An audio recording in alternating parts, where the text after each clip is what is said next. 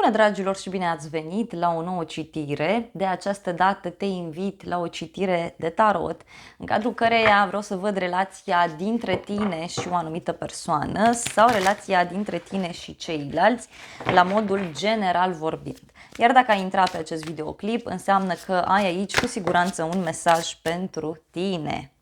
A ieșit deja o carte și o voi lua în considerare. Cu siguranță este un mesaj extraordinar de important. Și haideți să vedem ce urmează. La baza pachetului avem cartea nouă de bâte și cu magicianul. Cineva a obosit să fie mințit, cineva a obosit în legătură cu o situație. Văd aici o persoană care are mai multe opțiuni. Dacă e vorba de o relație de dragoste, este clar faptul că ai aici o persoană care mai are pe cineva sau o persoană care are niște probleme și este puțin agitat și nu prea știe ce să facă. Mai văd aici foarte clar cu acest 9 de bâte faptul că cineva se simte obosit, cineva nu mai poate să mai lupte. Cineva a obosit într-o situație, dar dacă te afli într-o relație toxică sau într-o relație în care cineva evită să ia o decizie, să știi aici foarte clar că lucrurile se apropie de o clarificare, se apropie de un final. Și da, urmează o decizie extraordinar de puternică, atât pentru tine cât și pentru cealaltă persoană. Te văd puțin obosit, poate chiar puțin supărat. Prima carte, 9 de monede, da?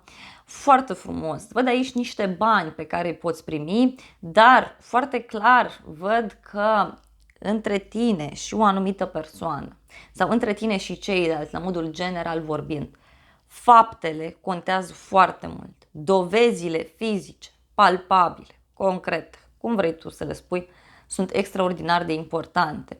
9 de monede vorbește de o persoană independentă, o persoană care știe ce vrea. Mai văd aici o relație bazată pe o situație financiară, ori bazată pe bani, ori e vorba de o situație care merge într-o direcție total neașteptată.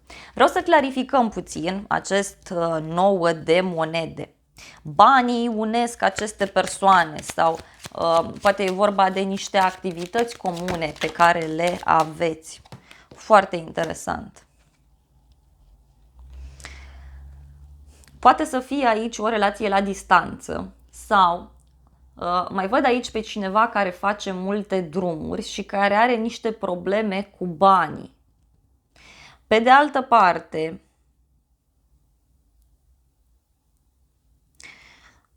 văd faptul că, nu știu, ori nu locuiți împreună, ori faceți multe drumuri împreună, ori vă vedeți, da, fiecare trebuie să facă drum de acasă pentru a se vedea cu celălalt. Pentru că văd aici că acest aspect nu convine, ori ție, ori celuilalt. Văd că urmează o schimbare, o mutare, nu știu, te muți împreună cu această persoană, vă căutați o casă împreună, faceți o excursie, o plimbare, o călătorie împreună, urmează să vă vedeți. Doar că această combinație de cărți chiar vorbește despre faptul că unuia dintre voi nu-i va conveni această situație.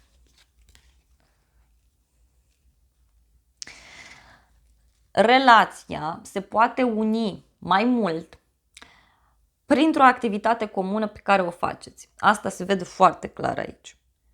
Poate e vorba de o afacere, poate e vorba de o activitate comună din viața de zi cu zi pe care o poți face împreună cu această persoană. Hai să vedem în mintea ta, îndrăgostiții, foarte frumos, o legătură cu zodia Gemeni. Văd aici un suflet pereche, te gândești foarte intens la o persoană anume, îți dorești foarte mult să faci ceva și văd aici că deja ai luat acea decizie sau poate urmează să o iei, dar nu mai durează mult. Văd în egală măsură că ești foarte pasionat de ceva anume, îți dorești ceva extraordinar de mult, însă văd teamă, foarte multă teamă. Hai să vedem.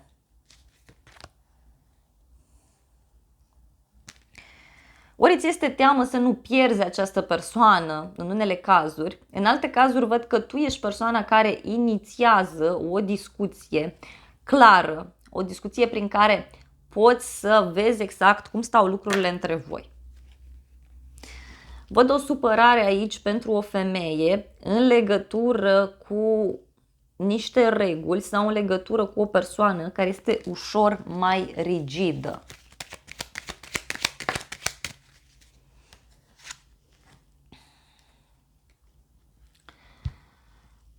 Pe de o parte, ești cu gândul la acea persoană, pe de altă parte simți că ai pierdut-o deja.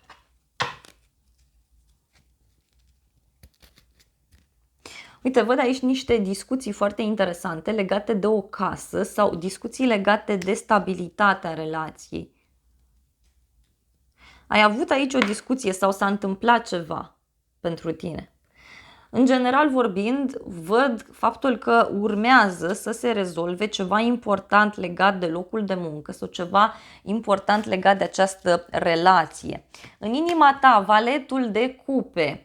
Uite, tu îți dorești multă iubire, îți dorești multă afecțiune. Văd aici o puternică legătură cu un copil sau cu o persoană mai tânără. Cineva îți oferă ceva anume. Poate chiar tu oferi cuiva ceva. Văd o ceartă, o discuție în contradictoriu. Parcă treci într-o etapă mai matură în cadrul acestei relații care tu te afli sau dacă ești o persoană singură, vezi că nu mai durează mult și apare o persoană nouă, doar că ți se cere aici să ai răbdare, ți se cere să acționezi ceva mai matur, da? Mai diferit. Uite, văd o ceartă legată de niște acte sau o ceartă legată de o decizie. Văd pe cineva care tot a stat și a suferit lângă cineva sau tot a stat și a suferit într-o situație care oricum s-a încheiat de mult, oricum situația respectivă nu mai învie. Și de aici apar situații, de aici apar discuțiile. Aceste certuri sunt vechi sau aceste discuții sunt vechi, durează de ceva timp, iar în unele cazuri văd că e o nemulțumire legată de o casă sau legată de o familie, poate chiar ceva legat de o femeie mai în vârstă. La baza manifestărilor tale, arcana majoră, cumpătarea, o legătură cu zodia Săgetător și foarte clar se vede aici faptul că tu reușești să echilibrezi o situație, reușești să găsești o soluție la o anumită problemă. Poate vrei să te împaci cu acea persoană, poate cine știe îți dorești foarte mult acel echilibru și încerci să lași de la tine. Simt aici să-ți transmit că, nu știu, în unele cazuri e ca și cum te chinui în această poveste. Ba e bine, ba nu e bine. Hai să vedem echilibrul. Vrei să te vindeci, vrei să vindești ceva. Da? Dacă relația nu mai funcționează, sfatul cărților este să o lași așa, pentru că apare altcineva, apare altceva mult mai bun în viața ta. Da? Văd o supărare a unei persoane, e ceva legat de zona medicală sau e ceva legat de o depresie, nu știu, o persoană care suferă, care e în depresie, care are tot felul de gânduri negative. Aici chiar ți-aș recomanda să-ți asculți foarte mult intuiția și să încerci să nu mai tragi de o situație care nu mai funcționează.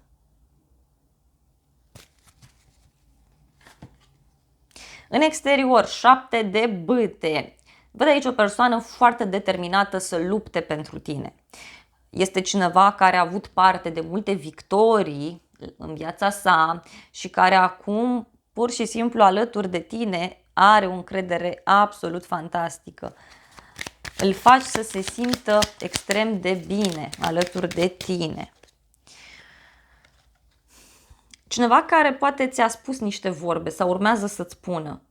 E o persoană foarte sigură pe ea, care știe ce vrea și care acționează într-un anume fel. Dacă ești femeie, e vorba de un bărbat foarte sigur pe el, care își menține punctul de vedere și care, pe de o parte, să știi că nu înțelege sensibilitatea ta. Vezi că tu treci printr-o perioadă în care e bine să te concentrezi foarte mult pe sufletul tău, pe copilul tău interior. Ai acolo ceva de vindecat, ai acolo ceva de rezolvat. Dacă ești o persoană singură, vezi că apare cineva pe internet, poți să-l cunoști, sau e o persoană dintr-o altă cultură, dintr-o altă religie, cineva care, nu știu, o să ia atitudine, deci te caută el primul, sau ea, cineva care este foarte hotărât, știe foarte bine ce vrea, doar că o să semene foarte mult ca și tipar cu o persoană din trecutul tău, cu o fostă relație sau cu o persoană care ți-a mai plăcut în trecut. Următoarea carte, 3 de cupe, văd aici, în inima celeilalte persoane. În unii văd că vă aflați într-o relație de triunghi amoros. Această persoană se simte foarte bine alături de tine, se simte bine, se distrează, de asemenea văd o primă bucurie, o primă victorie pe care o are atunci când te întâlnește. Și uite, vrea să mențină această armonie, vrea să mențină această magie a relației de la început. Da? Totuși văd o persoană ușor geloasă. Da? Și e cineva care să știi că este cu ochii pe tine în permanență, vrea să știe tot ce faci. Cu toate că poate tu nu știi că această persoană este cu ochii pe tine.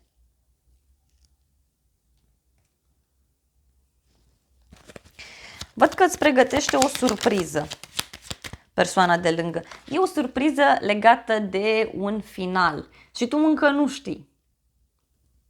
Este o transformare absolut profundă aici.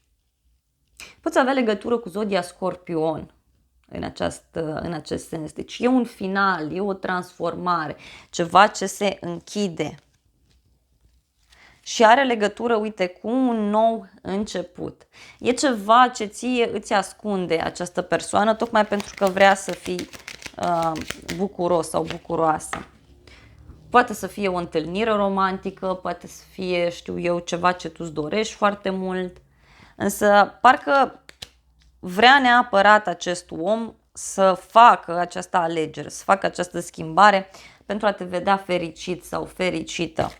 În plan personal, în general în viața ta, văd o întâlnire cu ocazia unui final, nu știu, cineva finalizează niște studii, cineva are parte de o încheiere a unei etape din viața lui sau din viața ei și are loc o întâlnire, ca să spun așa.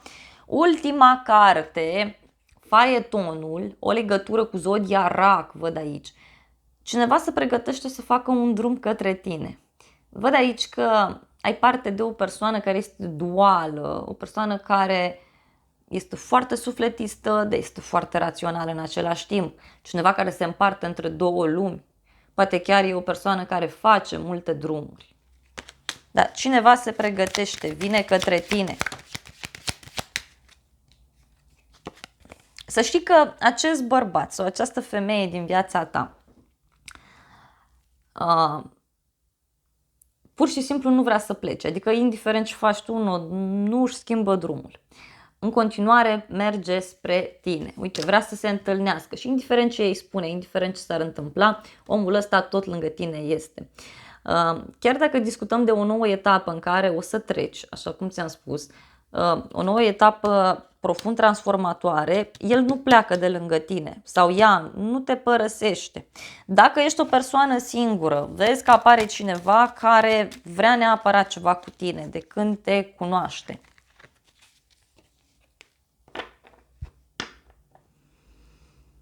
Văd aici că poți avea o legătură cu o persoană cu uniformă sau o persoană care lucrează la stat.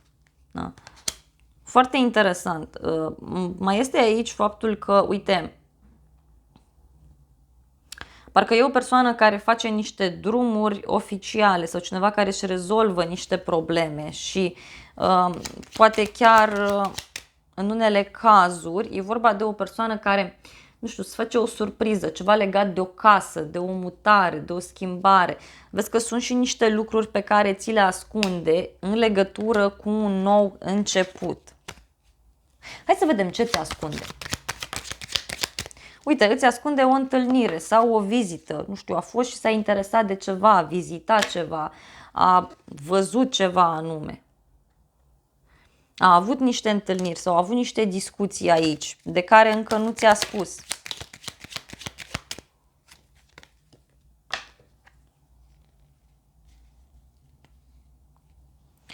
Este un nou început aici. Este un nou început care, nu știu, poate are legătură cu o problemă pe care omul ăsta o are. E o problemă aici pe care vrea să o rezolve fără să-ți spună ție, dar e ceva ce te-ar bucura și pe tine dacă ar rezolva situația respectivă. Vreau să văd ce e cu teama. Da, cuiva este teamă de hoț, da, cuiva este teamă să nu fie înșelat, să nu fie mințit, să nu fie furat. Uite, văd pe cineva care, nu știu, consultă mereu, să zic așa, un serviciu sau se uită mereu la citiri de tarot, zona asta spirituală. E cineva aici care caută mereu răspunsuri. Fie că ești tu, fie că e altă persoană. Vrea să știe tot.